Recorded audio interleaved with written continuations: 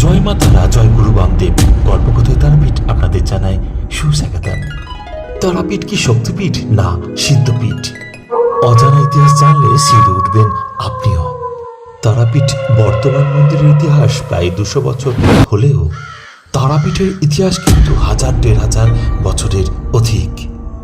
তার ইতিহাস প্রাচীন, আবছা, অস্পষ্ট অতীতের সঙ্গে মিশে আছে। হিন্দু পুরাণ অনুসারে শিবের রুদ্র তাণ্ডবের ফলে সতীর দেহের নানা অংশ বহু স্থানে ছড়িয়ে পড়েছিল।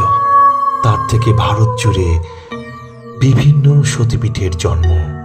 সতীর চোখের ঊর্ধ্বনয়নের মণি অর্থাৎ তারাপড়ায় নদীর পূর্ব পারের চণ্ডীপুর আজ তারাপীঠ।